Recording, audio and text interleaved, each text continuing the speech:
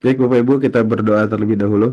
A'udzubillahi minasyaitonirrajim. Bismillahirrahmanirrahim.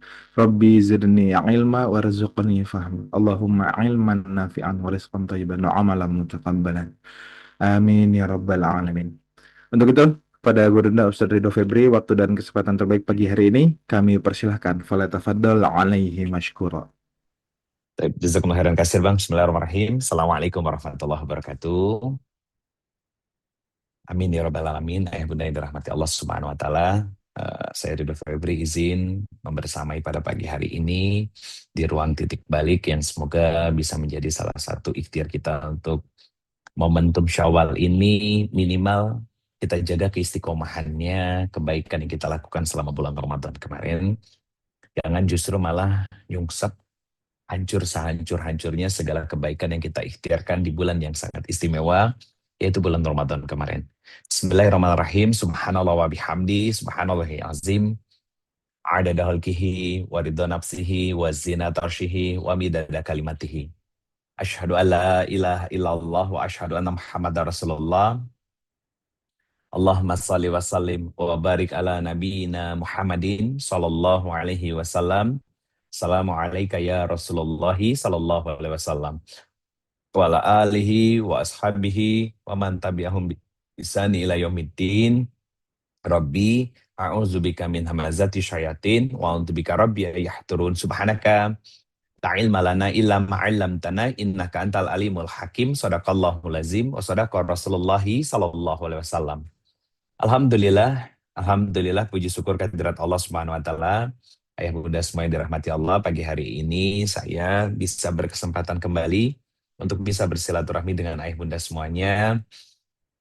Cukup mendadak memang saya pilih tanggal hari ini karena semula di tanggal 24 yang diminta oleh Bang Sansan nggak bisa, kemudian juga bergeser ke tanggal 30 pun juga sama, saya nggak bisa karena sudah ada kegiatan gitu kan, dan akhirnya ya, di antara tanggal 30 dan tanggal 2 yang disodorkan, saya pilih tanggal hari ini sebagai sarana untuk kita silaturahmi di pagi hari ini yang semoga berlimpah keberkahan dari Allah Subhanahu wa taala, karena kita coba untuk mengamalkan apa yang disampaikan oleh Nabi SAW yang merupakan doa dari Nabi SAW tentang keberkahan di waktu subuh menjelang sampai waktu syuruk. Dan ikhtiar pertama tentu ayah bunda semuanya bicara tentang istiqomah. Ada sebuah ayat tentang keistiqomahan yang ulama menyampaikan bahwa ketika Rasulullah SAW mendapati turunnya ayat ini, itu bergetar tubuhnya.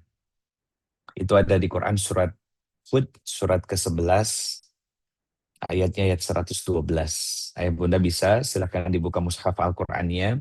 Ini sebagai mukadimah awalnya. Kata Allah Subhanahu wa taala, fastaqim kama umirtu wa man taba ma'aka wala tatghaw. Gitu kata Allah. Bersungguh-sungguhlah, fastaqim kama umirtu wa man taba ma'aka wala tatghaw. Jadi kata Allah Subhanahu wa taala, tetaplah luruslah kalian, fastaqim, istiqomah di jalan yang benar. Nah, ini yang nggak mudah bagi kita. Di jalan yang benar, artinya benar menurut standar Allah dan Rasulnya. Bukan hanya sekedar baik menurut kita. Lanjutannya adalah sebagaimana yang telah diperintahkan kepadamu dan juga orang-orang yang bertobat bersamamu. Artinya eh, perintah istiqomah ini bukan hanya diberikan kepada Nabi SAW, tapi juga kepada orang-orang yang mengikuti Nabi SAW termasuk kita. Nah, lihat ada kalimat yang sangat indah. Wala tatghaw, kata Allah Subhanahu wa taala, dan janganlah kamu melampaui batas. Nah, teman-teman semuanya, ada tiga irisan.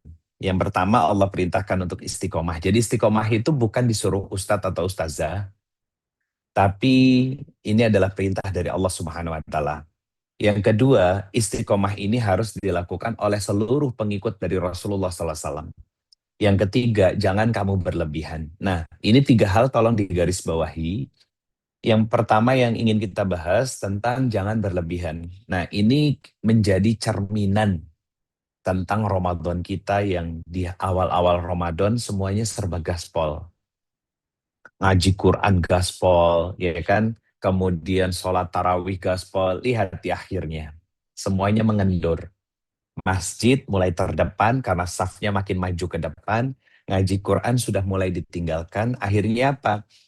Di bulan Syawal, ngaji Qur'annya hampir tidak pernah lagi kita lakukan, dan kebaikan-kebaikan yang lain perlahan sirna dalam kehidupan. Pertanyaannya, berlebihan? Iya. Karena apa? Karena kita nggak tahu tentang kenapa kita melakukan hal seperti itu.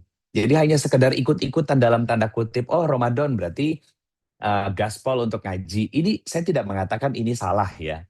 Ini kurang tepat. Kenapa? Artinya kita nggak punya kurikulum kehidupan yang menjaga diri kita agar sustain dalam beramal soleh, sehingga amal soleh itu terus continue bisa menjaga kita dalam keistiqomahannya. Emang amal soleh bisa menjaga kita? Bisa. Teman-teman semuanya yang biasa ngaji Quran, itu akan hati kita akan ngerasa kosong. Jadi seolah-olah kita dipanggil oleh Al-Quran untuk kembali membacanya. Teman-teman yang terbiasa sholat, itu hati akan merasa kosong dan hampa ketika belum mengerjakan sholat. Jadi seolah-olah sholat itu yang memanggil kita untuk mengerjakan kembali apa yang menjadi kebiasaan baik kita selama di bulan Ramadan dan di bulan-bulan sebelumnya. Sedikit kita flashback, ayah bunda semuanya. eh, Salah satu tujuan dari puasa Ramadan adalah ya ayyuhallazina amanu kutiba alaikumusiyam kama kutiba alal ladzina min qablikum la'allakum tattaqun. Nah, lihat kalimatnya. La'allakum tattaqun. Kenapa Allah menggunakan kata la'alla? La'alla itu artinya sebuah peluang keniscayaan yang akan terjadi pada diri kita. Simpelnya artinya gini. La'allakum tattaqun. Niscaya kamu bisa menjadi hamba yang bertakwa. Gimana caranya? Kutiba ala lazina min qablikum. Saat kamu berpuasa dan mengerjakan semua rentetan kurikulum di bulan Ramadan seperti orang-orang soleh dahulu. Siapa? Nah, di ayat istiqomah ini kan disebutkan siapa orang-orang soleh dahulu, yaitu orang-orang yang bertobat bersamamu. Artinya para sahabat dan generasi terbaik setelahnya. Jadi bukan hanya sekedar puasa dan mengikuti ritualitas harian saja. Tapi ketika kita mengikuti cara main yang Allah inginkan yang dilakukan oleh orang-orang saleh dahulu, maka kata Allah, la'allakum tatakun. Besar peluangnya untuk kamu menjadi orang-orang yang bertakwa seperti orang-orang dahulu juga bertakwa kepada Allah Subhanahu wa taala dan istiqomah memegang erat apa yang menjadi kebaikan-kebaikan yang dikerjakan selama bulan Ramadan. Pertanyaannya sederhana. Bagaimana ngaji Quran kita di bulan Syawal ini? Sudah berapa kali hatam? Sudah sampai juz berapa? Bagaimana dengan ibadah-ibadah yang lain? Sedekah kita. Tadi apa namanya? Bang Nuga ngajak untuk kita bersedekah di pagi hari ini. Kemudian bagaimana dengan ngaji kita di majelis ilmu? Berapa persen ilmu yang sudah kita amalkan? Bahkan setiap hari di ruang titik balik ini selalu dihadirkan guru-guru yang sangat luar biasa untuk menyampaikan ilmu-ilmunya. Pertanyaannya, berapa persen ilmu yang sudah teramalkan oleh kita dan apa yang sudah berubah dalam hal sikap kita kepada Allah lewat kualitas ibadah yang benar, sikap kita kepada pasangan yang semakin baik mencerminkan cahaya kebaikan di dalam diri kita. Yang ketiga, sikap kita kepada anak, apakah kita sudah jadi teladan bagi anak-anak kita di dalam rumah atau hanya menjadi seorang orang tua yang hanya hobinya menuntut kepada anak-anak, kepada lingkungan dan sosial kita. Bagaimana interaksi kita kepada mereka. Hidupkah sisi empati di dalam diri kita. Kenapa? Karena orang yang bertakwa itu bukan hanya sekedar mereka yang banyak ilmu agama, bukan hanya sekedar banyak hafalan Quran, bukan hanya sekedar banyaknya amal soleh yang dikerjakan. Salah satu ciri orang yang bertakwa adalah allazina yunfikuna fis sarra'i wad dharra. Punya empati, kepekaan sosial. Jadi dia akan berpikir ketika mau melakukan sesuatu itu gini, saya kalau melakukan sesuatu ini kepada orang lain itu bagus atau tidak? Atau jangan-jangan melukai orang. Kenapa? Kalau memang melukai orang, saya juga nggak mau dilukai. Maka dia tinggalkan perbuatan buruk itu. Jadi teman-teman semuanya, kemudian bagaimana yang kelima, sikap kita dengan orang tua kita. Makin berbaktikah kita, makin sayangkah kita, dan lain sebagainya. Jadi bukan hanya sekedar Takwa itu kelihatan dari baju yang dipakai harganya belasan juta atau puluhan juta. Bukan hanya sekedar simbol punya jenggot dan jidat hitam, rajin ke masjid, maaf ya. Bukan berarti salah, itu sangat bagus dan istimewa. Tapi tolak ukur kesuksesan amal soleh seseorang itu muncul dan terlihat dari akhlak mereka ketika memperlakukan orang lain. Ini PR banget di Indonesia. Ya, kadang ibu-ibu pakai motor, ngesen kiri belok kanan dikasih tahu melotot, padahal pakai jilbab, pulang ngaji, jangan-jangan gitu kan. Ah, itu masalah. Kemudian mau pulang, mau berangkat ngaji, parkir di tempat-tempat parkiran, ternyata apa? Garisnya di mana, parkirnya di mana, gitu kan? Egoisnya muncul. Itu PR, itu PR. Kenapa? Karena begini, nilai kebaikan seseorang dalam keistiqomahannya untuk beramal soleh bukan terlihat dari apa yang nampak di pakaiannya. Bukan hanya itu, tapi terlihat dalam bagaimana sikap, ucapan, dan perilakunya. 3, sikap, ucapan, dan perilakunya kepada orang lain. Artinya akhlak itu yang disebut dengan emotional quotient. Orang yang memiliki kestabilan emosi di dalam jiwanya karena jiwanya bersih. Jadi bukan berbuat semena-mena. Pernah ngelihat orang yang apa namanya, yang ketika melakukan sesuatu terus nggak sadar kalau dia salah, tapi dia rajin ngaji misalkan, terus dia juga rajin ke masjid kalau misalkan dia laki-laki, itu nggak salah. Teman-teman semuanya, kalau indikator ketakwaan seseorang hanya melihat seringnya seseorang itu ke masjid, saya garis bawahi ya. Saya tidak mengatakan ke masjid itu salah, bukan. Cuman kita juga harus cerdas. Indikator-indikator di dalam Al-Quran tentang ketakwaan seseorang itu bukan hanya seringnya dia ke masjid. Tapi bagaimana masjid merubah hatinya sehingga perilakunya jadi lebih indah lagi. Sikapnya lebih indah lagi, ucapannya tidak menyakiti orang lain. Itu maksudnya. Kenapa? Kalau hanya sekedar barometernya seringnya ke masjid, ada dulu seorang laki-laki namanya Abdullah bin Ubay bin Salul. Apa yang dia kerjakan? Yang dia kerjakan adalah menjadi imam dari Rasulullah Shallallahu Alaihi Wasallam. Artinya apa? Berarti dia bertemu dengan Nabi Shallallahu Alaihi Wasallam, tapi ada tapinya. Dia munafik. Dia munafik. Berarti yang munafik kan perilaku dan sikap serta ucapannya bermasalah. Itu penyakit dalam hati kita. Makanya Allah menggarisbawahi tentang penyakit munafik ini dengan kalimat fi qulubihim marad. Lihat penjelasan tentang penyakit di dalam hati ini. Di 2 ayat mundur, ayat 8 di surat Al-Baqarahnya. Mereka adalah orang-orang yang mengaku beriman kepada Allah dan hari akhir, tapi ternyata dusta kepada Allah. Bagaimana dia bisa dikatakan dusta kepada Allah Subhanahu wa taala? Saat dia menghadap kepada Allah, diperbagus ibadahnya, tapi tidak memperbagus akhlak dan perilakunya kepada orang-orang di sekitar. Pertanyaannya, kenapa hal-hal seperti itu terjadi dengan diri kita? Karena kita tidak bisa beristiqomah, berpegang teguh pada kebenaran-kebenaran yang Allah perintahkan kepada kita. Kita hanya sekedar memperindah, mempercantik tampilan fisik dan menganggap apa yang kita lakukan selama ini sudah baik. Ingat, ayah bunda sekalian, segala sesuatu itu menjadi benar dan Allah catat menjadi amal soleh. Syaratnya 2, niatnya benar, caranya benar. Artinya tidak ada yang dizolimi dan tidak ada yang terzolimi. Ketika menzolimi dan menzolimi orang lain, maka bersegera minta maaf. Dan minta maaf bukan sekedar ritualitas aja, bukan hanya sekedar seremonial dan bukan hanya sekedar kita melepas kewajiban. Maaf ya gitu. Bukan. Tapi sebuah kesadaran karena maaf itu juga punya 2 kaidah. 1, insaf. Dia sadar dia salah. Dan yang kedua, dia memperbaiki diri. Jadi bukan hanya sekedar, maaf ya, tapi nggak ada perbaikan. Setelah itu dia menyakiti orang yang lain. Itu bermasalah. Kadang kita tuh curhat begini sama orang lain. Sama teman, sama sahabat, sama ustadz, sama ustazah gitu kan. Ustadz atau ustazah atau sis, atau Jeng atau Mas gitu kan. Aku nggak terima, aku tuh disakitin sama dia, aku dikecewain sama dia. Jadi kita hanya memotret tentang luka hati dan sakit hati yang kita rasakan, tapi kita lupa untuk mengevaluasi diri. Jangan-jangan luka dan sakit hati yang terjadi dalam kehidupan kita itu adalah teguran sekaligus balasan kecil dari Allah agar kita merenung, introspeksi dan koreksi diri. Bukan malah menyalahkan orang lain. Coba ayah bunda semuanya.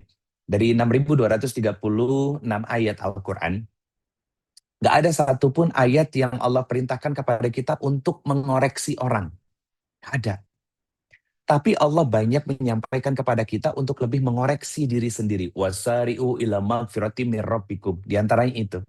Nah, dari sini kita wrap, inilah adalah penggambaran tentang ayat ketujuh dari surat Al-Isra. Apa yang disampaikan oleh Allah Subhanahu wa taala di Quran surat Al-Isra ayat ketujuh, in ahsantum li anfusikum wa in asa'tum falaha. Kata Allah Subhanahu wa taala, segala kebaikan dan keburukan yang kamu lakukan balik lagi ke diri kamu. Ini yang kadang sering kita lupakan sehingga kita kita nggak bisa konsisten untuk istiqomah dalam kebaikan baik yang gede ataupun yang kecil dalam kehidupan kita. Pertanyaannya sederhana.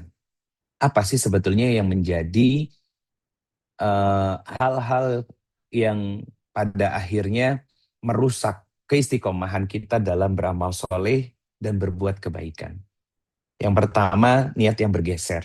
Ini salah satu poin utama penting yang sering kita lupakan adalah niat. Kita hanya meletakkan niat ketika startup memulai kebaikan di awal saja, tapi lupa untuk menjaga niat itu di tengah dan mengevaluasi niat itu di akhir.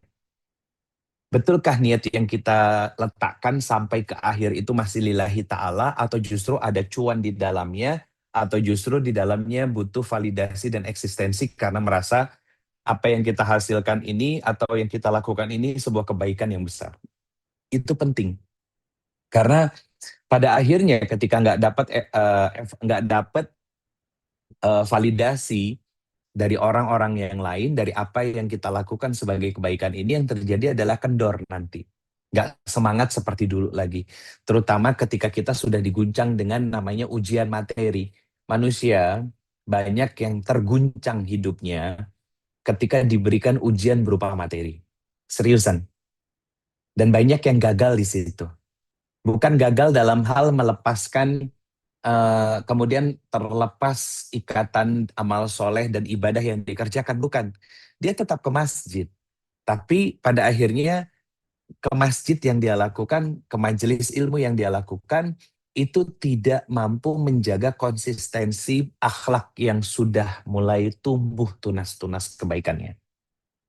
Nah inilah pentingnya kenapa niat itu selalu kita jaga. Bahkan di hadis Arba'in karyanya Imam An-Nawawi, beliau mengatakan di bab pertama itu kan tentang innamal a'malu binniyat, bahwa segala sesuatu itu tergantung dari niatnya.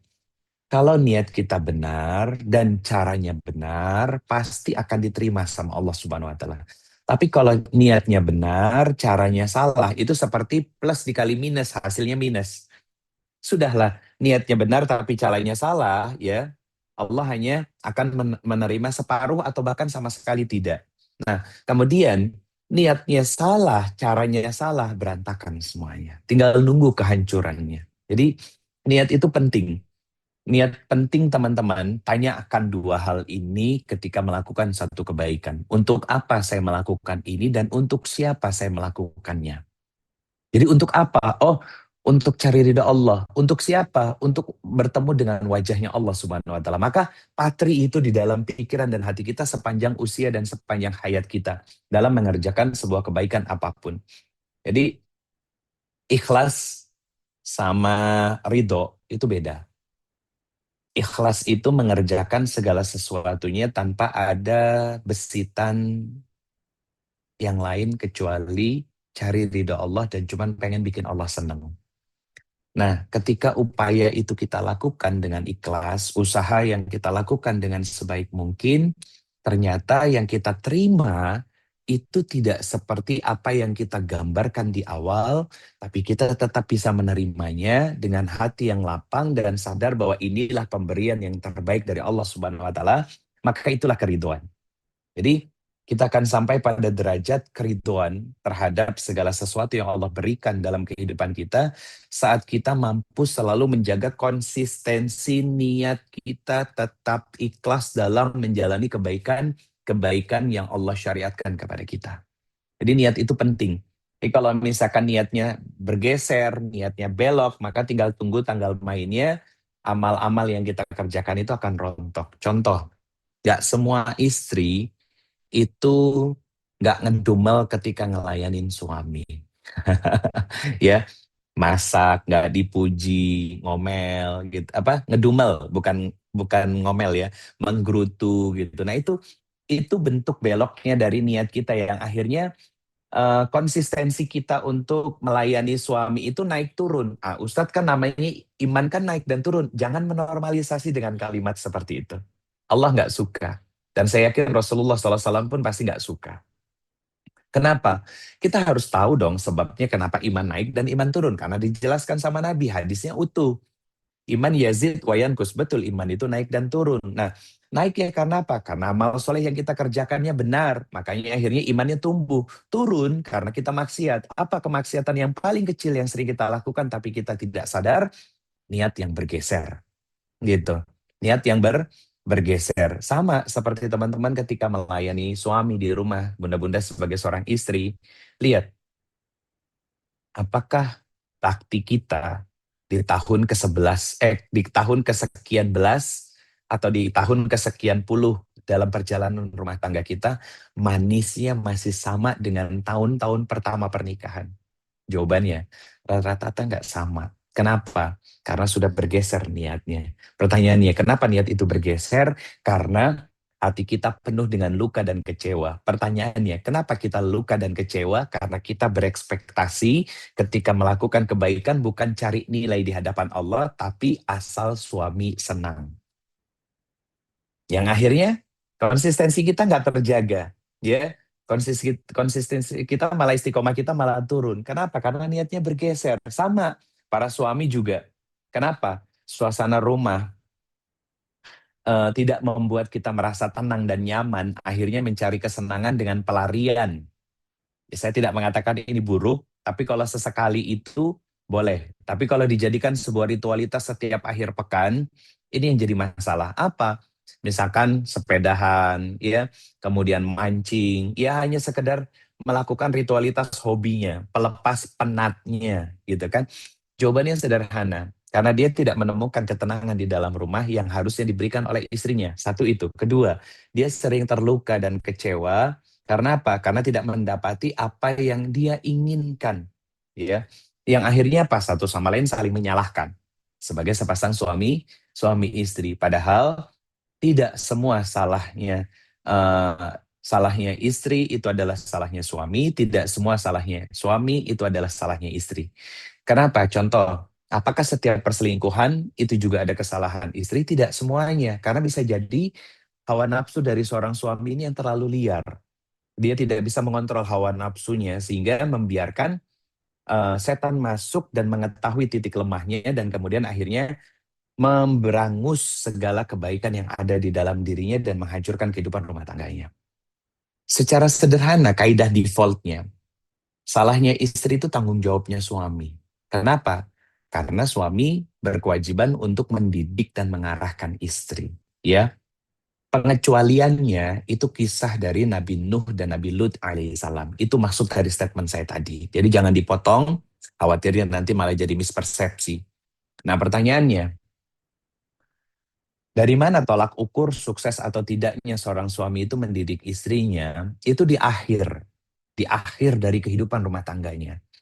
Seperti halnya kisah Nabi Nuh dan Nabi Lut itu di akhir dari kehidupan rumah tangganya, istri-istri mereka diwafatkan oleh Allah Subhanahu wa taala dalam kondisi mengingkari kebaikan dan risalah yang dibawa oleh suami-suami mereka. Jadi ada istri-istri yang diwafatkan oleh Allah Subhanahu wa taala dalam kondisi su'ul khotimah, ada. Nah, kalau selama kita masih hidup, selama kita masih berada dalam dalam hidayah yang Allah berikan.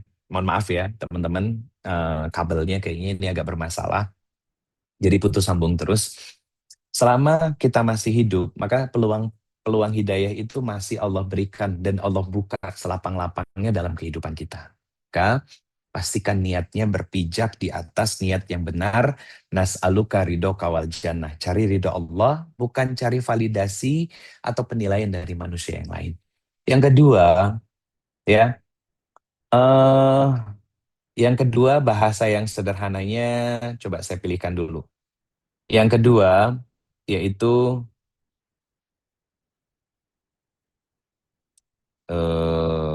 kata yang, nah, beramal dengan amalan yang besar, lalu lelah di tengah jalan. Beramal dengan amalan besar, lalu lelah di tengah jalan. Ini gambaran Ramadan kita semuanya, teman-teman semuanya. Jadi yang sebetulnya kalau kaidah sederhana dari hadisnya gini, Allah mencintai amalan yang sedikit tapi konsisten. Makanya ada seorang Arab Badui, tahu Arab Badui ya teman-teman, Arab Badui itu bukan orang-orang yang berpendidikan. Datang ke Rasulullah, ya Rasulullah aku pengen masuk surga. Kasih tahu ke aku amalan yang dicintai Allah dan aku bisa kerjakan itu, amalan yang paling gampang, amalan yang paling mudah, tapi dengan amalan itu membawa aku masuk ke dalam surga, nggak apa-apa deh walaupun surganya paling bawah. Kata Arab Badui itu. Jadi dia walaupun walaupun sederhana ya, walaupun jauh dari hiruk pikuk majelis ilmunya Rasulullah SAW, tapi cerdas, kritis dia. Nggak kayak kita kebanyakan duduk di majelis ilmu, ilmunya banyak, tapi amalnya sedikit. Gitu. Itu PR, teman-teman semuanya. Nah, apa yang disampaikan sama Nabi SAW tentang Arab Badui ini, Rasulullah mengatakan kerjakan sholat, jaga waktunya, jangan pernah kau tinggalkan, ya. Maka apakah dilakukan sama Arab Badui ini? Iya. Dan Nabi mengabarkan bahwa Arab Badui ini akan dipersilahkan masuk ke dalam surganya Allah Subhanahu Wa Taala. Itu istimewa loh. Artinya gini, kalau sekarang lagi hype dan FOMO-nya olahraga lari, ya saya berharap ini bisa menjadi sebuah olahraga yang terus menjadi kegemaran masyarakat Indonesia berpuluh tahun yang akan datang, bukan hanya sekedar FOMO gitu kan. Padel juga sama gitu kan. Nah, eh, apa yang akan menjaga eh, diri kita ketika start sampai ke garis finish ketika lari? Jawabannya adalah pace. Pace itu adalah konsistensi. Jadi ritme. Nah, mana yang lebih lebih lebih asik? Lari sprint atau lagi lari maraton? Jawabannya bagi saya lari maraton. Kenapa? Lari sprint itu capek, teman-teman semuanya. Makanya lari sprint itu nggak ada yang berkilo-kilometer. Pasti jaraknya jarak pendek. Lari estafet itu kan, kemudian lari 100 meter. Nggak ada yang sampai 40 kilometer gitu kan. Kemudian 15 kilometer nggak ada. Maka mana yang lebih asik untuk dipilih? Lari maraton. Kenapa lari maraton lebih asik untuk dipilih? Karena jangka panjang, long term, 40 kilo kelasnya maraton misalkan gitu kan. Nah itu nanti dibagi tuh, dibagi etapenya, dibagi etape dengan pace-nya pelan, sedang, kemudian di etape terakhir sudah mulai dinaikin pace-nya. Nah itu adalah sebuah cara sederhana untuk bisa kita menjaga keistimewahan kita. Artinya jangan mengerjakan sebuah amalan yang besar sekaligus karena nanti kaget kita. Makanya salah seorang guru kita pernah mewasiati, semoga Allah selalu merahmati beliau dan insya Allah apa yang saya sampaikan pada pagi hari ini juga menjadi jariah buat beliau. Beliau mengatakan, coba deh kalau kita mau memulai sholat malam, gak usah 8 rakaat plus 3 rakaat dulu. Tapi mulai dulu dari 2 rakaat plus 1 witir. Ya, besok dimulai 2 rakaat plus 1 witir. Sampai kita merasakan kenikmatan dalam sholat malam, dalam sepekan, dalam sebulan, pelan-pelan naikin dari 2 jadi 4 plus 1 witir gitu kan. Sampai kita merasakan kenikmatan. Nah, ketika sudah merasakan kenikmatan dan kita sudah mulai terhubung dengan Allah Subhanahu wa taala lewat amalan-amalan yang kita kerjakan, maka badan kita akan nagih. Sama kan? Teman-teman yang hobi lari, coba lihat hobi olahraga ya, akan nagih, akan akan ngerasa candu gitu. Sama, saya kebetulan salah satu olahraga yang saya gemari adalah gym, selain juga kardio, lari atau jalan. Gak bisa orang latihan gym itu langsung angkat beban yang berat dan lain sebagainya. Bisa-bisa cedera nanti. Sama kan diri kita juga ketika melakukan amalan, kalau diawali dengan amalan yang langsung besar, pasti akan berhenti di tengah jalan. Itu gambaran Ramadan kemarin. Ngegas di awal, ngaji Qur'annya Masya Allah, Tabarakallah. Saya tidak mengatakan buruk ya. Tolong difahami sama teman-teman semuanya. Ini bukan kalimat sarkas, tapi kalimat introspeksi diri. Di awalnya ngegas ya kan, duduk di majelis ilmu kemana-mana gitu kan, saf masjid selalu penuh dan luber tumpah dan lain sebagainya. Pertanyaannya, bagaimana dengan kondisi Syawal kita hari ini? Itu PR. Makanya runtuh keistiqomahan kita. Yang ketiga, yang membuat keistiqomahan kita runtuh itu tidak terhubungnya kita dengan Allah. Artinya luput dari zikir kita kepada Allah Subhanahu Wa Taala. Karena nggak perlu kita ngejar sehari harus 10.000. Ya, kita mulai dari 100, naik jadi 500, naik dari 1.000. Yang penting kita pegang alat yang bisa membuat kita selalu ingat kepada Allah Subhanahu Wa Taala. Misalkan counter zikir, mau bawa tasbih kemana-mana, ahlan, silahkan, bebas. Itu hanya media dan itu hanya alat saja. Yang paling penting adalah membuat kita semakin dekat dan lekat dengan Allah Subhanahu Wa Taala. Nah, yang membuat kita akhirnya jauh dari kata istiqomah dan istiqomah kita hancur dan rusak karena kita tidak terkoneksi dengan Allah. Ibadah hanya sebatas ritual, amal soleh hanya sebatas melepas kewajiban saja. Tidak ada ruh di dalamnya yang membuat kita merasa candu untuk terus beramal soleh. Yang akhirnya gini, udah gue udah sholat kok, gue udah sedekah kok, gue udah ngaji kok, dan lain sebagainya. Itu gambarannya. Ya, yang penting gue udah nutup aurat kok, gitu. Tapi tidak menjiwai setiap amalan-amalan yang dikerjakan. Sehingga apa? Tidak akan berbekas. Kecuali hanya mendapatkan lelah dan capek dari apapun yang dia kerjakan. Yang keempat, teman-teman semuanya, ayah bunda yang dirahmati Allah Subhanahu Wa Taala, mengabaikan dosa-dosa kecil. Nah, ini bahaya.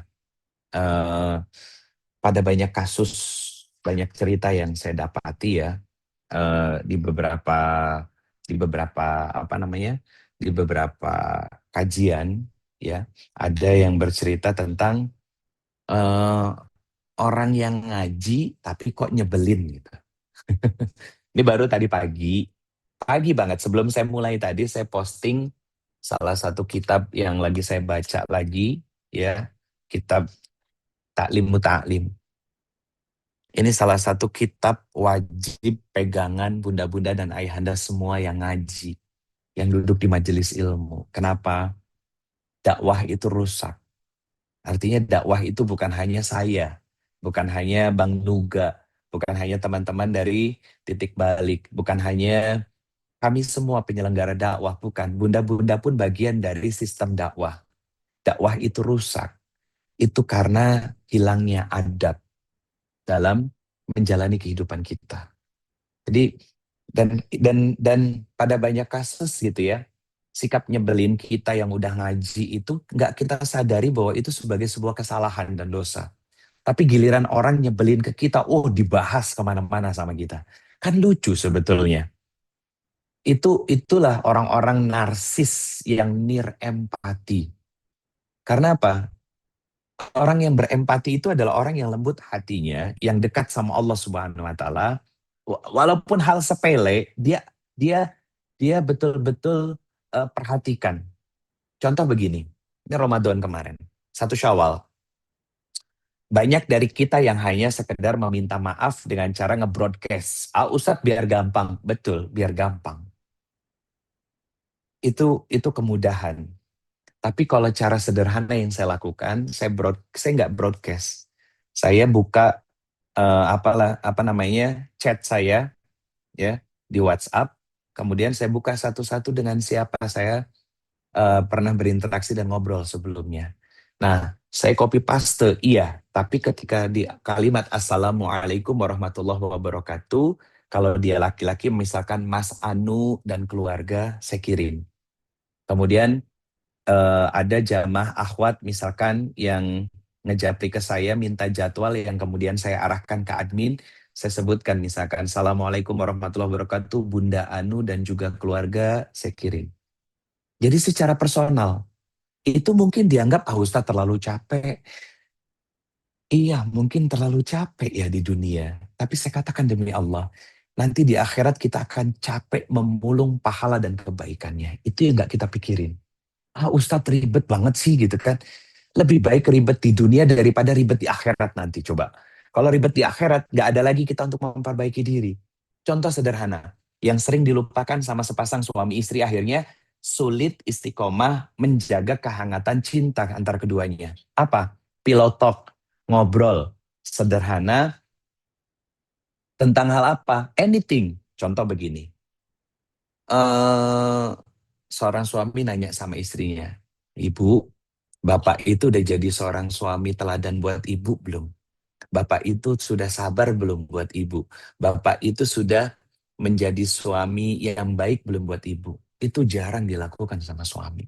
Istrinya juga jarang nanya, Pak, Bapak itu udah ngerasa cukup belum dengan ibu? Bapak itu sudah ngerasa puas nggak dengan semua pelayanan ibu di rumah, di kamar, dan lain sebagainya? Akhirnya, karena nggak pernah nanya seperti itu, saling ngeklaim. Bos sudah merasa baik, suami sudah merasa baik, istri sudah merasa baik, gitu kan? Padahal ada luka-luka kecil yang dilakukan dari setiap perbuatan, sikap, dan ucapan selama berinteraksi sebagai sepasang suami istri. Yang akhirnya apa? Luka-luka itu dipendam, boom, meledak. Bapak itu ya selama ini nggak pernah bisa, bla bla bla bla bla dan sebagainya. Bapak ibu itu ya nggak pernah bisa keluar semuanya. Yang menang siapa? Setan. Jadi hal sepele disepelekan, nggak jadi sebuah bridge untuk kita memperbaiki dan menghangatkan kondisi dan rumah tangga kita agar kembali hangat dan harmonis dengan pasangan kita seperti di awal-awal pernikahan dulu. Dan kita nggak lagi mudah untuk meminta maaf. Kalaupun meminta maaf, yaudah sih, maafin, kan gitu. Itu beda. Maaf ya, itu beda. Rasanya beda, ngedengarnya aja beda. Ya, itu hilang ruhnya. Karena terlalu terbiasa menormalisasi hal-hal yang sepele padahal salah. Ya udah sih, kan biasanya juga nggak marah, nah gitu. Itu problem, itu masalah. Itu bentuk dari empatinya kita kepada orang-orang di sekitar kita. Yang akhirnya menumpuk luka seperti sebuah sink, ya Bapak Ibu semua, ya Bunda tahu ya sink, tempat cuci piring, 4 butir nasi masuk ke lubangnya, batang kangkung masuk ke lubangnya, kemudian ampas dari teh tubruk masuk ke lubangnya, itu ditumpuk. Hari berganti minggu, minggu berganti bulan. Apa yang terjadi? Mampet. Kalau udah mampet ketika ngocorin air, yang terjadi apa? Airnya nggak ngalir. Kalau airnya nggak ngalir, menggenang, berarti apa yang terjadi? Airnya akan kotor. Itulah diri kita. Kotor sikap, kotor ucapan, kotor perbuatan. Kenapa? Karena sampah di dalam hati kita banyak, akhirnya mengendap dan membuat luka kita mengendap di dalam hati kita dan akhirnya terpancar, tergambar lewat sikap dan perilaku kita yang salah kepada orang lain. Teman-teman itu nggak boleh menganggap dosa-dosa kecil itu dinormalisasi dan kemudian akhirnya malah menjadi sebuah bumerang yang akan menghancurkan keistiqomahan kita. Yang terakhir, eh, yang menghancurkan keistiqomahan kita itu adalah karena kita nggak punya kurikulum hidup. Kalau ditanya, untuk apa sih kita diciptakan sama Allah? Semua orang sepakat dengan satu kata teori, ibadah. Itu teori. Apa namanya? Dan saya tidak mengatakan salah. Itu teori. Kalau ditanya, untuk apa sih kamu nikah? Ibadah. Itu teori. Pertanyaannya, ibadah yang seperti apa yang Allah inginkan? Nah itu yang nggak bisa dideskripsikan sama banyak orang. Kenapa? Karena nggak pernah punya kurikulum kehidupan. Kurikulum kehidupan itu melingkupi 5 hal. 1, hubungan kita dengan Allah. 2, hubungan kita dengan pasangan. 3, hubungan kita dengan anak. 4, hubungan kita dengan orang tua. 5, hubungan kita dengan masyarakat sosial. Ini kurikulum hidup. Yang pertama, hubungan kita dengan Allah Subhanahu wa taala. Ibadah. Ibadah seperti apa sih yang Allah inginkan? Yang pertama salat. Salat seperti apa sih yang Allah inginkan? Salat yang khusyuun. Berarti Allah pengen kita salatnya khusyuk. Kenapa kita harus salatnya khusyuk? Di surat Al-Mu'minun ayat ke-1 sampai ayat ke-2, Allah mengatakan orang-orang yang khusyuk sholatnya hidupnya bahagia. Nah, itu kurikulum sederhana. Baru satu sholat. Sholat seperti apa yang Allah inginkan, yang dijaga waktunya. Ya, kenapa kita harus sholat? Karena sholat membuat kita hatinya jadi lapang dan tenang. Itu ayat-ayatnya ada. Jadi sholat, kenapa kita harus sholat yang khusyuk? Karena sholat juga menjaga kita dari berbuat kemaksiatan. Kemaksiatan apa? Kemaksiatan hawa nafsu kita, dan juga kemaksiatan karena akal-akalan kita. Fahsya dan mungkar. Itu ada ayat-ayatnya. Gitu. Nah, apa dampak dari sholat yang kita kerjakan? Maka kita akan diberikan kelapangan hati dalam menghadapi segala macam ujian dan yang hadir dalam kehidupan kita. Kenapa kita bisa sabar? Karena Nabi mengatakan orang yang sholatnya tumakninah pasti punya hati yang mutmainah. Kenapa hati mutmainah yang menjadi tujuan dari sholat yang benar yang kita kerjakan? Karena ya Tuhan nafsul mutmainah irji' ila rabbiki radiyatil mardiyah. Kata Allah begitu. Itu kurikulum. Itu baru versi mininya loh, teman-teman semua ya. Baru dari kata satu sholat. Hubungan kita dengan pasangan. Sebagai seorang istri, apa kewajibannya? Kewajibannya taat patuh kepada Allah dan Rasulnya. Berarti ketika taat patuh kepada Allah dan Rasulnya, saat Allah memerintahkan untuk taat kepada suaminya dalam semua kebaikan, maka seorang istri akan taat kepada suaminya tanpa tapi dalam semua ajakan kebaikannya. Itu itu itu hubungan istri dengan suami. Apalagi harus dilakukan seorang istri dan merupakan kewajiban istri, yaitu menjaga kehormatan diri. Gak gampang berinteraksi dengan laki-laki yang bukan mahram, ya. Gak gampang mengumbar cerita aib dari suaminya keluar dan lain sebagainya. Kemudian apalagi apa namanya kewajiban seorang istri, tampil cantik, tampil wangi, kata Nabi SAW, menyenangkan dipandang. Berarti apa? Bukan hanya sekedar cantik secara fisik, tapi juga saat dipandang sama suami, senyumnya merekah, ya. Kalaupun misalkan manjanya membuat suami merasa betah dan lain sebagainya. Haknya istri adalah kewajiban suami. Bagaimana kewajiban seorang suami kepada istrinya? Ketika melihat kekurangan istri, bersabar dengan kekurangannya. Ketika melihat hal yang salah dari istri, mendidiknya dengan cinta dan kasih sayang. Ketika kemudian kekurangan itu terus berulang dalam kehidupan rumah tangganya, maka dia bersabar dan yakin bahwa peluang pahala dan kebaikan di situ. Artinya, ketika sepasang suami istri sadar bahwa rumah tangga ini adalah ibadah dengan kurikulum yang benar, maka mereka satu sama lain akan istiqomah untuk menjadi yang terbaik bagi pasangannya masing-masing. Bukan menuntut pasangannya menjadi yang terbaik buat dirinya. Pertanyaan saya, bagaimana kurikulum buat bunda-bunda semuanya dan ayahanda semuanya sebagai sepasang suami istri? Jadi itu baru baru versi light semua ya, karena waktu saya terbatas. Ini gambaran tentang poin ke-5 yang menghancurkan karena kita nggak punya kurikulum dalam kehidupan kita. Bagaimana interaksi kita dengan anak? Bagaimana seorang ibu dan ayah dengan pola pendidikan yang berbeda mendidik anaknya? Bagaimana mendidik anak dalam proses mengenalkan Allah kepada dirinya, disebut dengan dialog iman. Bagaimana caranya mereka diajarkan tentang ibadah, bagaimana menampilkan nilai-nilai akhlak yang baik dari diri mereka sebagai seorang anak. Apa pondasi dasar yang harus ditanamkan oleh kita sebagai orang tua kepada anak-anaknya? Bagaimana menghukum anak ketika anak mulai salah, mulai usia apa namanya masuk usia tamyiz, masuk usia remaja, masuk usia dewasa dan lain sebagainya. Itu semua ada polanya. Bagaimana baktinya kita sama orang tua, saat kita masih kecil bagaimana, saat kita sudah berkeluarga bagaimana, sebagai seorang anak laki-laki yang menjadi suami bagaimana, saat seorang anak perempuan menjadi istri bagaimana, saat mereka berdua ini berbakti kepada orang tuanya. Gimana cara berbakti kepada orang tua yang juga menjadi ujian misalkan bagi kita. Semuanya ada. Dan kita susah istiqomah karena nggak punya kurikulumnya sama sekali. Lingkungan sosial, apalagi ini. Jauh lebih besar, jauh lebih luas lagi. Teman-teman semuanya. 5 hal ini tentang niat harus kita perbaiki. Jadi bagaimana cara agar kita bisa istiqomah? Yang 5 ini dibalik sama kita. Ya, niat yang salah berarti niat harus diperbaiki. Kemudian melakukan amalan-amalan yang besar, kemudian lelah di tengah jalan, berarti mulai dari amalan-amalan kecil. Dijaga istiqomahnya, tahapannya, ya kita jaga secara konsisten. Kemudian yang ketiga, hati yang kering dari mengingat Allah, nggak ada ruhnya dari ibadah yang kita kerjakan, maka mulai belajar ilmu agama. Dari mana belajarnya? Sederhana, mulai dari bacaan dan gerakan sholat dari takbir sampai salam, dibuka lagi buku tuntunan sholatnya. Dari yang itu dulu, karena apa? As-sholatu imaduddin, sholat adalah tiang agama. Kalau sholatnya cacat, maka rusak semuanya. Jadi biar kita bisa memahami esensi dari kenapa sih saya harus sholat, dan untuk siapa saya melakukan sholat ini. Nah, kemudian yang keempat, mulai eh, bangun sisi empati kita terhadap siapapun, terhadap pasangan, anak, orang tua, lingkungan, bahkan terhadap Allah Subhanahu wa taala.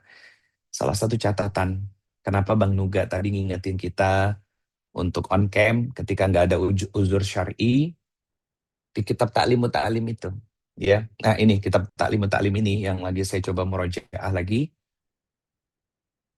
Salah satu ikhtiar dari menjaga adab di majelis ilmu yang dilakukan secara online adalah hadir dan membuka kamera.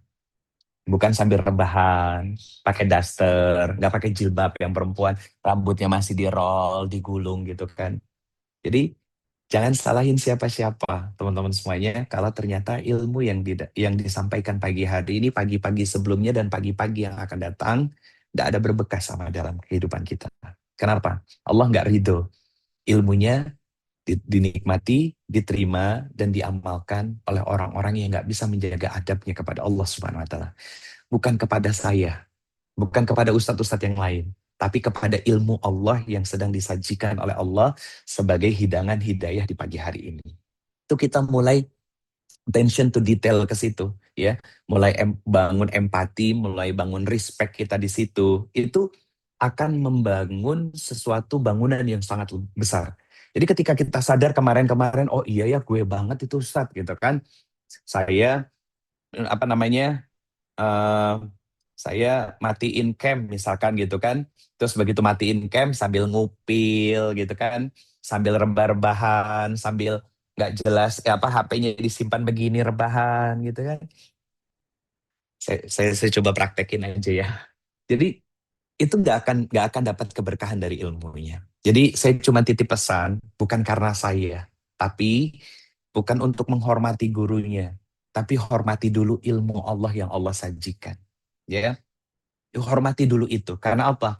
Perbendaharaan ilmu itu ada pada Allah. Dan ciri orang yang bertakwa adalah punya empati. Maka lihat di ayat terakhir, potongan paling akhir dari ayat ke-282 surat Al-Baqarah.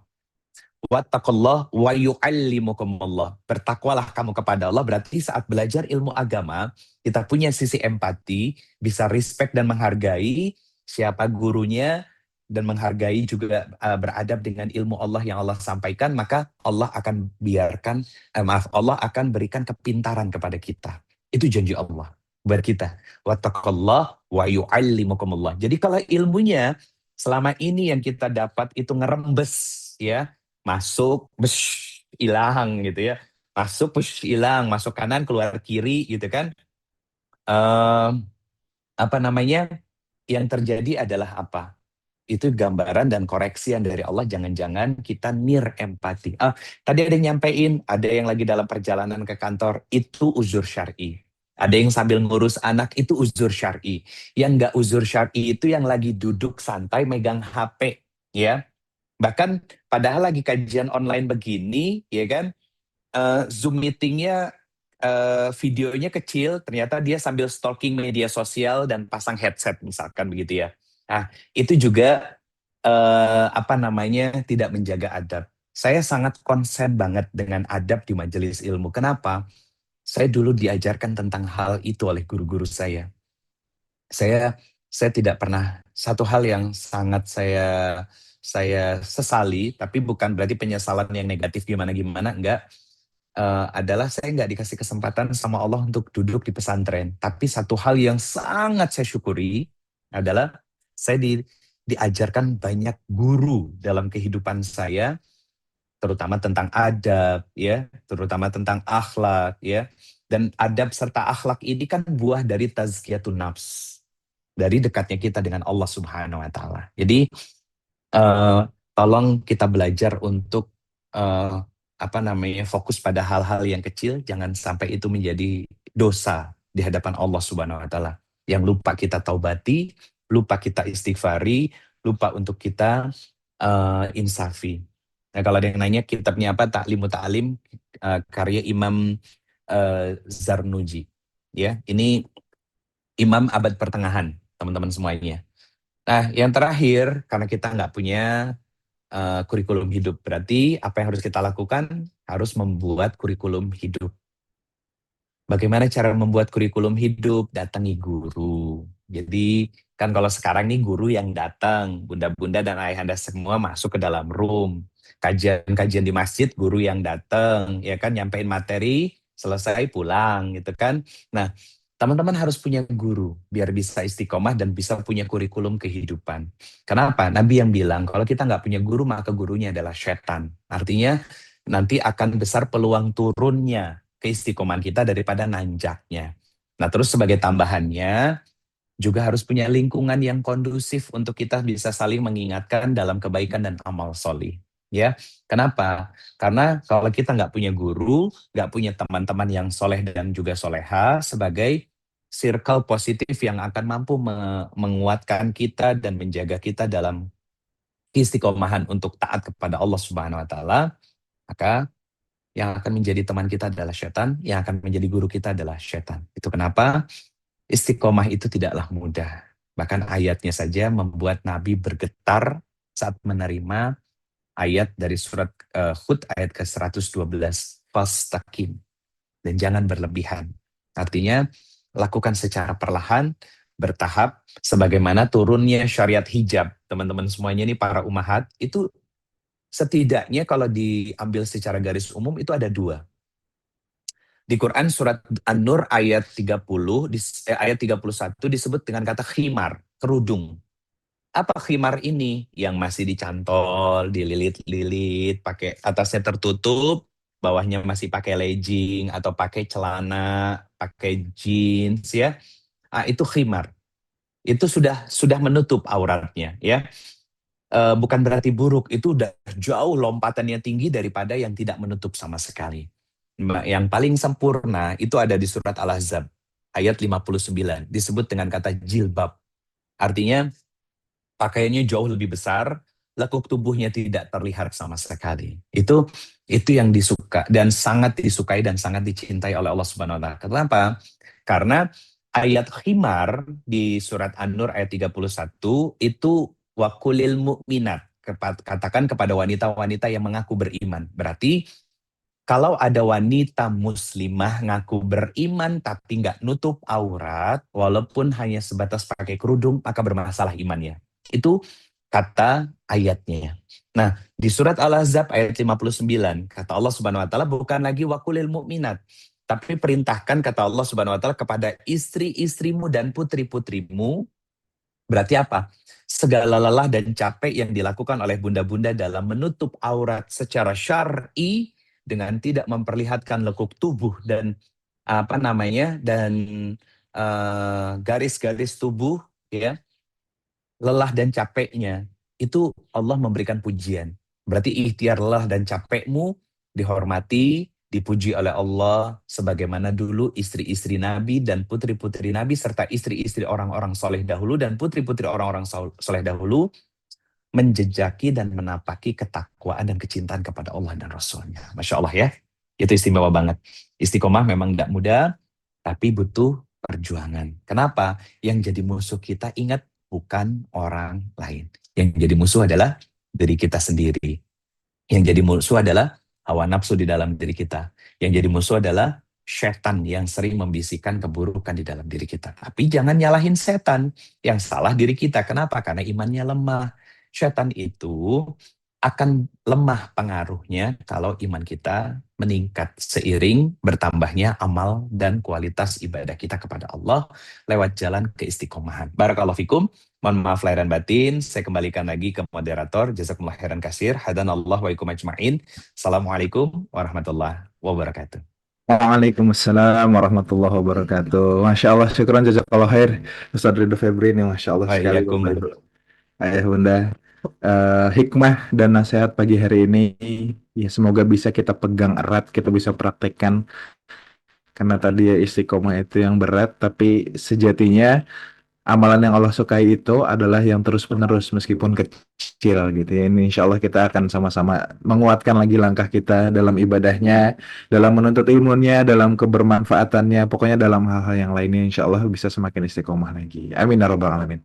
Bapak Ibu Ayah Bunda Nugo mau persilahkan dua orang saja kita diskusi. Mungkin ada yang mau ditanyakan, ada yang mau didiskusikan, boleh raise hand ya. Atau semuanya sudah paham Alhamdulillah ya. Tapi kalau yang ingin bertanya dipersilahkan, kita kurang lebih ada waktu maksimal banget 7 menit mungkin ya untuk sesi diskusi kita. Nah sudah ada Bunda Ira Amir, untuk itu Nuga mau persilahkan Bunda Ira Amir terlebih dahulu. Silahkan Bun. Bismillahirrahmanirrahim. Assalamualaikum Ustadz. Semoga Waalaikumsalam warahmatullahi Waalaikumsalam wabarakatuh, Bunda. warahmatullahi wabarakatuh. eh, gini Pak Ustadz, kan sekarang untuk kajian online ini terutama pagi ini kan banyak ya Ustadz, ada di TB, terus mungkin ada grup-grup lain gitu. Nah terus ada yang mulainya mungkin lebih dulu dari titik balik sendiri. Misalnya kan kita tadinya udah di sana, tapi kan kadang-kadang suasana batin kita butuh apa, nasihat-nasihat tuh yang apa, sesuai dengan kondisi yang kita saat ini gitu. Nah, terus tiba-tiba kita mungkin pindah ke yang lain. Nah, itu apa termasuk nggak beradab atau baiknya itu bagaimana gitu, Ustaz? Makasih. Ya, Assalamualaikum. Waalaikumsalam warahmatullahi wabarakatuh. Jadi gini, ini kan majelis ilmu itu dua arah. Yang belajar disebut mustami, simpelnya begitu.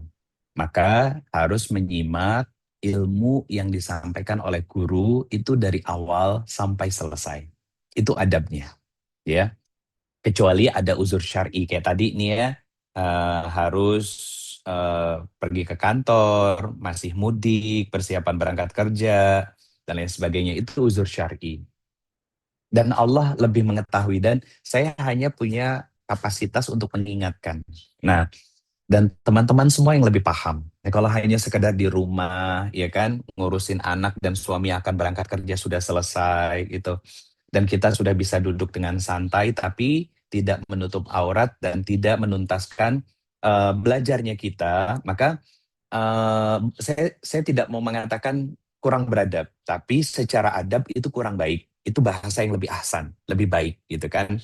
Kenapa? Em, Ibaratnya lagi lapar, terus dikasih nasi goreng. Baru 5 suap, ternyata ngelihat orang makan seafood, pengen makan seafood. Ya, begitu dicicipin, kerangnya dibuka, kepitingnya belum sempat dibuka. Kemudian ada orang makan misalkan yang lainnya. Kira-kira sehat nggak yang begitu? Makanya adab makan pun nih piring masukin ya. Bahkan ngambil lauk itu diminta untuk yang terdekat dulu. Bukan yang di dekat sono diambil begini gitu kan. Itu nggak boleh. Ya, ngambil yang di ujung dekat paling dekat dulu. Itu adab. Indahnya Islam itu karena itu. Karena kita menjaga sesuatu yang menjadi nilai kebaikan dari Islam itu. Contoh, bertamu, bertamu nih ya. Yang sering bertamu bapak-bapak, ibu-ibu mungkin kenal dekat. Tapi sebelum bertamu, ya kasih tahu dulu yang punya rumah. Kalau kita mau bertamu, itu satu. Kedua, ketika ngetok pintu, jangan di depan lurus jendela. Kenapa? Karena di depan jendela itu kan, iya kalau ada fitres atau lagi ketutupan hordeng. Kalau ternyata yang nggak ada fitresnya, nggak ada hordengnya, terus kelihatan bagian dalam dari rumahnya, itu aurat. Nggak boleh. Nah, saya juga apa namanya termasuk yang agak kurang sepakat dengan kawan-kawan konten kreator yang membuat konten tentang rumah, semua sudut rumah. Kenapa saya kurang setuju? Rumah itu aurat bagi sebuah keluarga. Kalau dikontenin kemana-mana berarti membuka auratnya, ya. Sehingga orang melihat membuat mapping, oh ternyata kamarnya di sini, kemudian di sini ada tangga, kemudian di sini bla bla bla dan lain sebagainya. Yang bahaya itu kalau mapping itu adalah orang yang jahat, ya, yang kemudian akhirnya terjadi hal-hal yang tidak diinginkan. Saya ngerti niatnya sharing, ya kan? Tapi masih banyak hal lain kok yang bisa kita sharing menjadi kebaikan buat kita. Bukan menampilkan aurat dari rumah kita. Nah ketika kita bertamu, berdiri di depan pintu, ngetok, tok, tok, tok sekali. Assalamualaikum, tok, tok, tok 2 kali. Ketiga kali nggak ada yang nyaut, jangan digedor, pulang. Tinggal di WA lagi gitu kan. Takutnya apa? Pas kita lagi WA dia bales, ya kan? Pas kita lagi jalan ke rumahnya dia masuk kamar mandi. Ah itu kita nggak tahu kan, gitu. Nah hal-hal seperti itu adab. Jadi Bunda tadi berharap bisa dapat ilmu-ilmu yang apa namanya, yang sesuai dengan apa yang menjadi kebutuhan kita. Salah. Kalau hanya cari ilmu sesuai dengan apa yang jadi kebutuhan kita. Carilah ilmu karena sadar kita butuh ilmu. Itu maksudnya. Itu kalimat yang lebih tepat. Jadi cari ilmu bukan karena sesuai dengan apa yang kita butuhkan. Tapi belajarlah ilmu karena kita ngerasa butuh dengan ilmu. Kenapa? Kata Imam Syafi'i gini, kalau kita tidak berlelah-lelah dengan belajar ilmu agama, maka kita akan siap menghadapi kebodohan. Perihnya kebodohan. Itu kata Imam Syafi'i. Ilmu waris bagi sebagian orang itu nggak penting. Tapi ketika sudah ada kerabat yang meninggal, jadi penting. Makanya harus belajar. Harus belajar bukan karena sudah mentok, tapi karena sadar saya akan butuh itu cepat atau lambat pasti saya yang meninggal duluan atau kerabat saya yang meninggal duluan dan ilmu itu akan terpakai. Gitu. Jadi mindsetnya hanya dirubah sedikit, bukan datang ke ilmu karena apa namanya itu yang kita butuhkan, bukan. Tapi rubah mindsetnya, saya duduk di majelis ilmu karena ngerasa butuh dengan ilmu yang disampaikan. Itu beda, rasanya beda. Penerimaan terhadap diri kitanya juga beda dan ilmunya masuk ke dalam diri kitanya pun dengan kualitas yang berbeda. Kalau datang ke contoh begini, datang ke majelis ilmu, karena ustadznya lucu dan saya lagi butuh refreshing. Dapat apa? Cuman ketawa dan nggak dapat apa-apa. Datang ke majelis ilmu yang isinya nangis-nangis gitu kan, tenang, saat itu tenang, tapi pulang ke rumah nggak dapat solusi. Kenapa? Karena nggak ada ilmu tentang menghadapi sumber masalah utamanya ketika kembali ke rumah dan menghadapi ujiannya. Itu beda, itu beda. Makanya kalau orang yang punya kesadarannya, saya ngaji karena saya butuh ilmu. Siapapun gurunya, apapun temanya, gitu kan. Minimal dari 1 jam yang disampaikan ada 1-2 ayat yang, oh iya ya, ternyata ini maksud dari Allah yang Allah inginkan. Walaupun pembahasannya kita nggak terlalu relevan dengan kehidupan kita. Tapi karena niatnya hadir sebagai ikhtiar untuk belajar, maka akan Allah tambahkan hikmah dan kebaikan di dalamnya sebagai nilai tambah untuk diri kita dari Allah Subhanahu wa taala. Jadi, ayah bunda semuanya, belajarlah dengan siapapun, ya. Belajarlah dengan banyak guru. Saya tahu ada titik balik, ada meaningful ways. Tadi juga saya ngelihat PPA juga pagi ini kalau nggak salah ada Mas Randy gitu kan, dan lain sebagainya ya gitu. Dimanapun setiap ilmu pagi ini ada. Nah biasanya sahabat saya Ustadz Irfan Rizky Haas, Ba'da subuh kajian subuh syuruk juga ada ya. Eh, tuntaskan belajarnya sampai selesai. Kenapa? Karena itu bagian dari adab kita saat bermajelis ilmu. Biar apa? Biar keberkahan dari ilmu yang kita terima itu ditambah oleh Allah Subhanahu wa taala lewat kebermanfaatan atau pengamalan yang dimudahkan terhadap ilmu itu. Allahu a'lam bishawab, Bunda. Baik, Masya Allah, Alhamdulillah, syukuran jazakallah khair, Ustaz Ridho. Mungkin Ustaz sebagai penutup atau closing statement, ada pesan-pesan yang bisa disampaikan untuk menutup sesi kita pagi hari ini kepada jemaah sekalian. Dipersilahkan, Ustaz. Baik, Bunda semua yang dirahmati Allah Subhanahu wa taala dan ayahanda sekalian, closing statement saya semoga Allah tambah keberkahan kita pada pagi hari ini. Ada sebuah ayat yang sangat luar biasa di dalam Al-Quran. Ayat 96 dari surat Al-A'raf. Walau ana ahlul qura amanu wattaqo lafatahna alaihim barokati minas sama'i wal ard.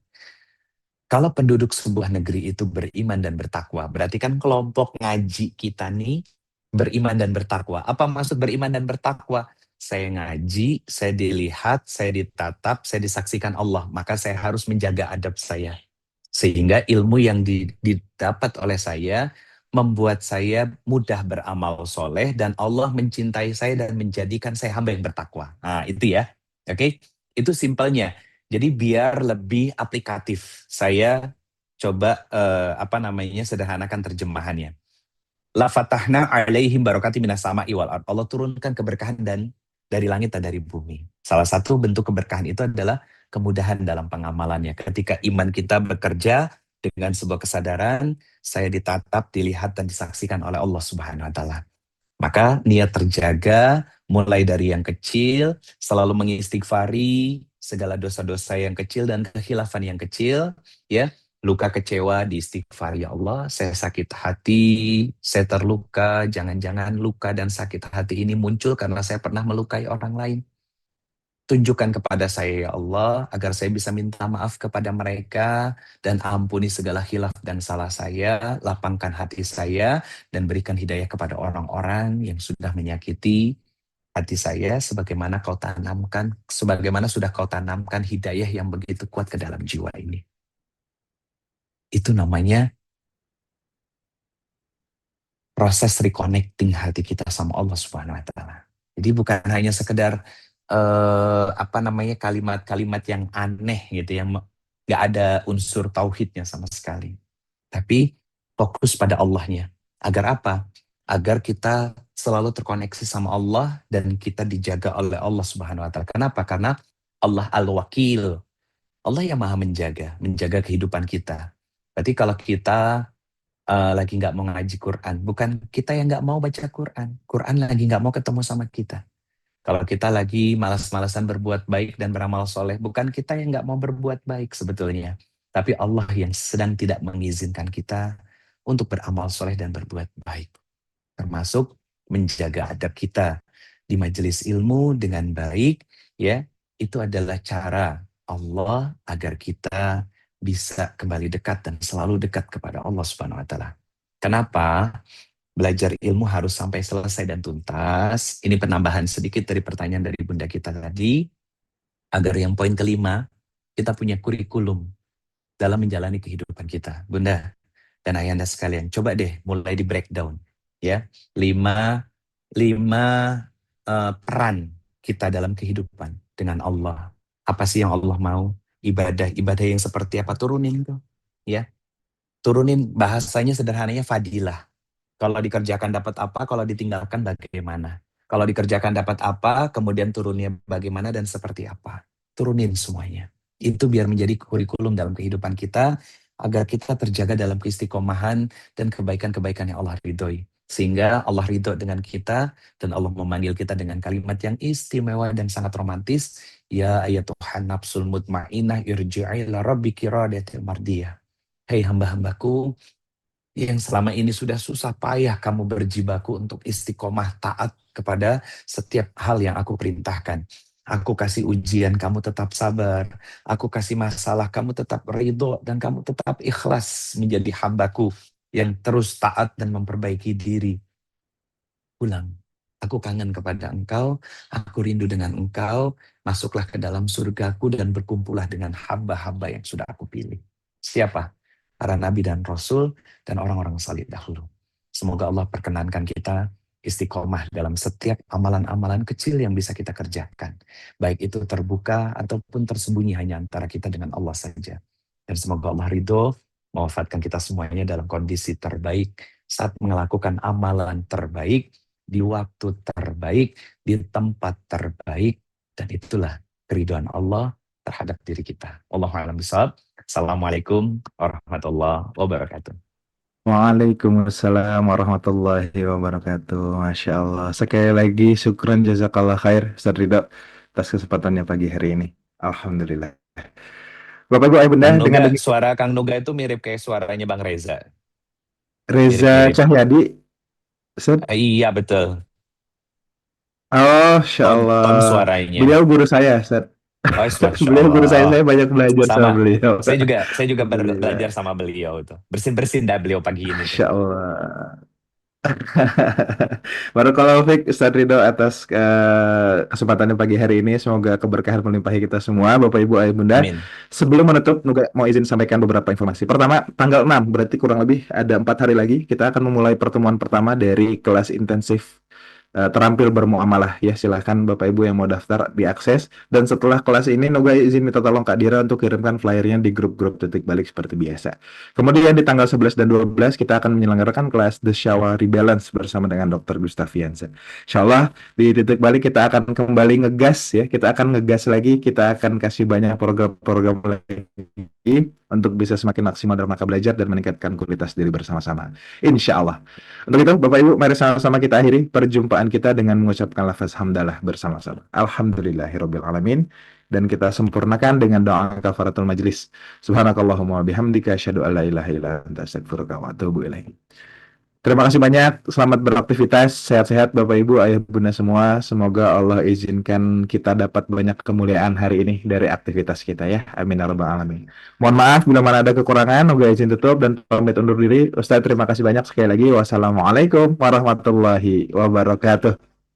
Assalamualaikum warahmatullahi wabarakatuh. Waalaikumsalam Ustaz Ridho dan Jazakallahu khairan Ustaz Ridho, Kang Bagja, teman-teman semua. Terima kasih banyak Sehat Ustaz. semuanya Sehat selalu, teman-teman. sehat Semuanya. selalu. Ustaz. Bisa mengamalkan. Terima kasih Ustaz.